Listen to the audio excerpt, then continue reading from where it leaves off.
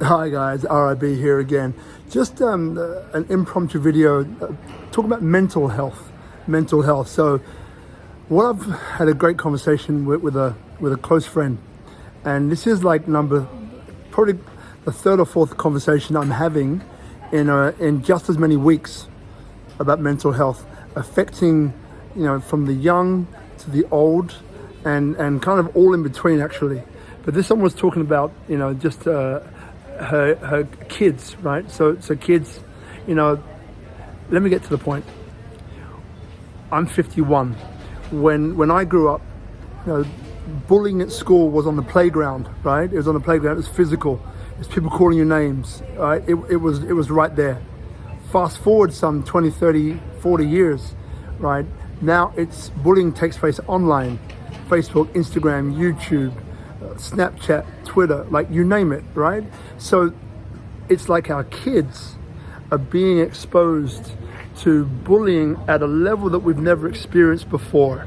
And as a parent, it's really difficult for us to relate to our kids in a way that we get them on this level. So for us, we might look at this and say, look, you're being silly.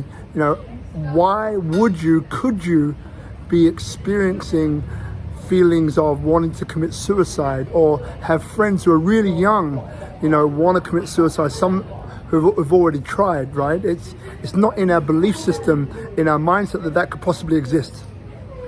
But given what I've just said, there's such an importance of allowing our kids time and space to talk, to feel like they're not being judged, but just to talk. Because, most of the time, we know when we're doing something that's wrong. Or when I say wrong, I obviously being very subjective and just for the sake of this, but we know when we're doing something that's unbecoming of what we know to be the proper way for us to do something. So we don't need to be reminded, in other words, that we screwed up. We don't need to be reminded that we did the wrong thing. We don't need to be reminded we made a mistake. But what we do need is an ear of our parents, right?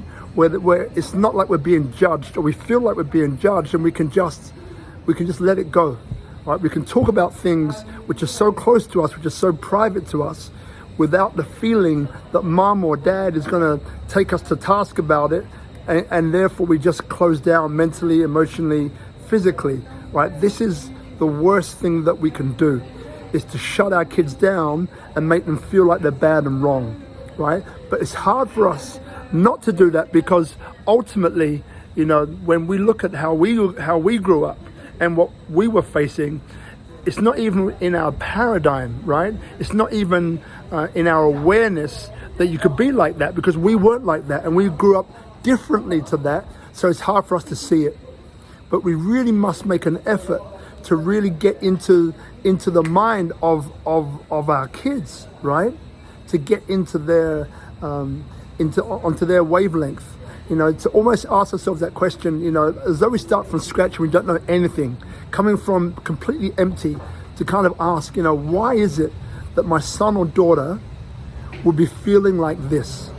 What is happening to them? What is in their belief system for them to believe that committing suicide or attempting to is the only way out? And listening without judgment, right? Not only then, but then we can actually start to have this relationship with our kids or with our friends that allow us to listen in to what they're going through, allow them to tell us what's going on for them. And often we don't need to give them the solution either. Just through you speaking something out from the back of your mind or your subconscious straight into your conscious is enough for you after a good night's sleep. Maybe there's going to be some things that pop up in your life for you to get it and for you to realize as well what the answer is. It's not that we always have to tell people what the answer is, because it's their experience, right? So just wanted to come on today just to lend a bit of support to parents out there who might be going through this at the moment, or you might know somebody else who is going through this right now. And it's so important that we understand that we really want our kids and our friends to open up to us, to feel comfortable to speak about things that they've been hiding away. because we don't know what people are thinking. So we have to give them the space where they can clearly, let this stuff go into that container where they feel like they've been heard and not judged. This way, they're going to feel, like they're being honored, respected, and accepted for who they are without trying to change them. And then as this relationship develops, can they begin to see that, maybe they want to amend their behavior, maybe they don't. But then this will start to become apparent because no more are they fighting to keep us on the outside. They're allowing us in to the inside of them in their most vulnerable place. And that's when real healing and change can occur. All right, guys, speak to you on the next one. Bye for now.